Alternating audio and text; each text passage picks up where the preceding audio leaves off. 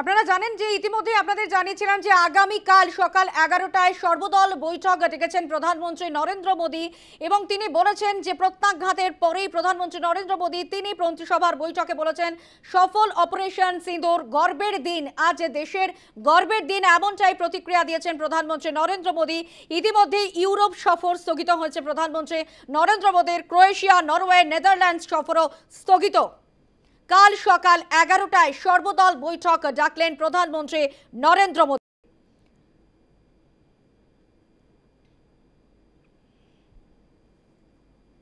Operation সিঁদুরে মধ্যরাতে বদলা পেহেলগাঁওয়ের 15 দিনের মাথায় পাকিস্তানে আঘাত হানল ভারত। পাক জঙ্গি ঘাঁটিগুলোকে লক্ষ্য করে ক্ষেপণাস্ত্র, পরপর 9টি জঙ্গি ঘাঁটি একেবারে মাটিতে মিশিয়ে দিল ভারতীয় সেনাবাহিনী। আমাদের সঙ্গে রয়েছেন আমাদের প্রতিনিধি স্বপ্না ঘোষ। স্বপ্না, যে কথা তুমি বলছিলে যে এর আগে বালাকোটের কথা আমাদের মনে পড়ছে, কিন্তু রীতিমতো নড়ে গিয়েছে পাকিস্তান এই প্রত্যাঘাতের পর। বালাকোটের থেকে কয়েক গুণ বেশি এই প্রত্যাঘাতের ধরন।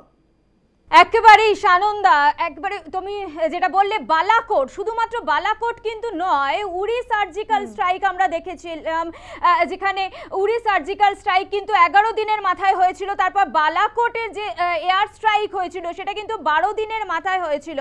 আর এবার পেহেলগাঁওয়ের যে হামলা হয়েছে, পেহেলগাঁও যে নৃশংসভাবে 26 জনের প্রাণ কেড়ে নেওয়া হয়েছে, তার প্রায় 15 দিন মাথায় কিন্তু এই সিন্দুরে অপারেশন করলো নরেন্দ্র মোদী সরকার, ভারতীয় সেনা। তোমাকে জানিয়ে রাখবো অত্যন্ত তাৎপর্যপূর্ণ যে বিশ্বের নজরে এর আগে এসেছে কিনা একই সঙ্গে এয়ার স্ট্রাইক, একই সঙ্গে গ্রাউন্ড স্ট্রাইক এবং একই সঙ্গে নৌ স্ট্রাইক, অর্থাৎ তিনটে বিষয় কিন্তু একইভাবে অ্যাটাক করা হলো। তিনটে, যেটা আমরা দেখলাম স্থলভাগে দেখলাম, নৌভাগে দেখলাম এবং এয়ার স্ট্রাইকে দেখলাম, তিনটে বিষয় কিন্তু তিন সেনা একইভাবে স্ট্রাইক করলো। এবং এতে কি হয়েছে? এতে হয়েছে একেবারে 9টি ঘাঁটি, অর্থাৎ পাকিস্তান যে জঙ্গিদের প্রশ্রয় দিয়েছিল, যে জঙ্গিদের আশ্রয় দিয়েছিল, যে জঙ্গিদের দীক্ষা দেওয়া হচ্ছিল, মদত দিচ্ছিল ভারতের উপরে আক্রমণ করার জন্য, সেই 9টি ঘাঁটি কিন্তু কার্যত ধূলিসাৎ করে দিয়েছে ভারতীয় সেনা। কারণ আমরা দেখেছি নরেন্দ্র মোদী তিনি কিন্তু বলেছিলেন যে কারোকেই রেয়াত করা হবে না, অর্থাৎ মাটিতে গুড়িয়ে দেওয়া হবে, এক একজন জঙ্গিকে খুঁজে খুঁজে বার করবে ভারত এবং প্রত্যেককে শাস্তি দেবে। সেই কাজ, অর্থাৎ যেমন কথা তেমনই কাজ, নরেন্দ্র মোদীর সেই বার্তাই কিন্তু এখন শিলমোহর পড়ল বলা যেতে পারে। গতকাল একেবারে 1টা 5 থেকে শুরু হয়েছে এবং সেটা চলেছে, তোমাকে জানিয়ে রাখবো যে 1টা 10, 1টা 20, তারপরে একটা দুটো 10, এই রকম ভাবে কিন্তু মিসাইল অ্যাটাক হয় এবং একের পর এক জঙ্গি হানা কার্যত ধূলিসাৎ করে দিয়েছে ভারতীয় সেনা।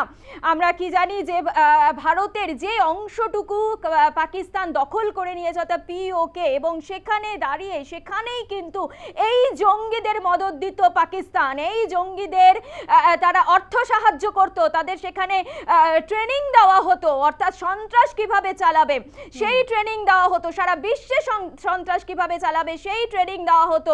কার্যত তুমি ভারতের জায়গা দখল করবে এবং সেই জায়গা থেকেই ভারতের উপর আক্রমণ করার পরিকল্পিত এবং একেবারে লক্ষ্য স্থির রেখে এই পরিকল্পনা, এই প্রত্যাঘাত। একেবারেই তুমি যেটা জানাচ্ছিলে যে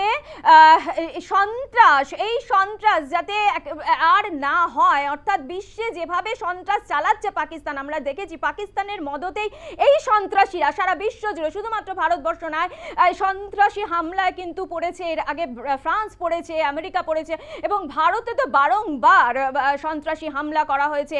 এবং কারণ তুমি দেখেছো পুলওয়ামা অ্যাটাক দেখেছো, তুমি বালাকোট দেখেছো এবং তার আগে কিন্তু আমরা দেখেছি যে ভারতের সংসদের উপর কিন্তু আক্রমণ করা হয়। অর্থাৎ একাধিক এই সন্ত্রাস আমরা দেখেছি, 26/11 স্মৃতি আমাদের সামনে কিন্তু তরতাজা এখনো পর্যন্ত। অর্থাৎ এই সন্ত্রাসীদের যাতে ধ্বংস করা যায় সেই প্রচেষ্টা, অর্থাৎ বেনজির ভাবে প্রত্যাঘাত করলো কিন্তু ভারতীয় সেনা, কার্যত বলা যেতে পারে মধ্যরাতে সবাই যখন ঘুমাচ্ছিল, পাকিস্তান কিন্তু আজও করতে পারেনি এবং সেই সময় ভারতীয় সেনা কার্যত তার কাজটি করে ফেললো এবং কি করলো, এই যে এই সন্ত্রাসীদের যে আতুর ঘর, সেই আতুর ঘর একেবারে ধূলিসাৎ করে দিল। তোমাকে জানিয়ে রাখবো যে পাকিস্তানের তরফ থেকেও কিন্তু একটা বিমান পাঠানো হয়েছিল এবং সে ভারতের এবং স্বপ্না এখানে এটা বলতেই হয়, তুমি যেটা তুলে ধরছো যে সন্ত্রাসবাদীদের আতুর ঘর যেমন টার্গেট করা হলো, তেমন ভাবেই এই প্রত্যাঘাত কতটা পরিকল্পিত ছিল, যেখানে সিভিলিয়ানদের ওপর আক্রমণ চালানো হয়নি, সেনাবাহিনীর ক্যাম্পে আঘাত আনা হয়নি, শুধুমাত্র জঙ্গিদের টার্গেট করা হয়েছে, জঙ্গিদের ঘাঁটিগুলোকে টার্গেট করা হয়েছে। একদমই, তুমি যেটা বললে যে যেভাবে অ্যাটাক করা হয়েছে তাতে কোনো রকম সাধারণ মানুষ কিন্তু ক্ষতিগ্রস্ত হয়নি, পাক সেনার ক্যাম্প কোনো রকম ভাবে ক্ষতিগ্রস্ত হয়নি।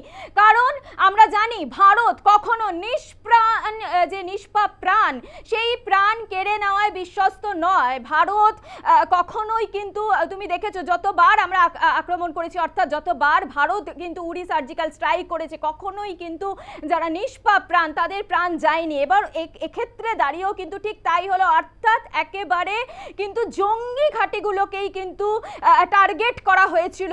এবং তোমাকে জানিয়ে রাখবো যে 14 দিন ধরে কিন্তু ভারতের সেনা, এবং তোমাকে এটাও জানিয়ে রাখবো যে ড্রোন মারফত কিন্তু পুরো নিখুঁত পরিকল্পনা আমরা দেখতে পেলাম এবং আমরা সেনাবাহিনীদের সাংবাদিক বৈঠকের দিকেও লক্ষ্য রেখেছিলাম, সেখানে বারবার বলা হচ্ছিল এই কথা যে যেখানে নাগরিকদের সিভিলিয়ানদের ওপর অ্যাটাক হয়নি, সেনাবাহিনীর ক্যাম্পে অ্যাটাক হয়নি, শুধুমাত্র জঙ্গিদের ঘাঁটিগুলো টার্গেট করা হয়েছে। এবং প্রধানমন্ত্রী নরেন্দ্র মোদী যে মাজা একেবারে ভেঙে গুড়িয়ে দেওয়া হবে এই প্রতিশ্রুতি দিয়েছিলেন, সেভাবেই কিন্তু একেবারে মাজা গুড়িয়ে দেওয়া হলো। আপাতত ধন্যবাদ স্বপ্না তোমায়। আমরা কথা বলছিলাম, সরাসরি ছিলেন আমাদের প্রতিনিধি স্বপ্না ঘোষ।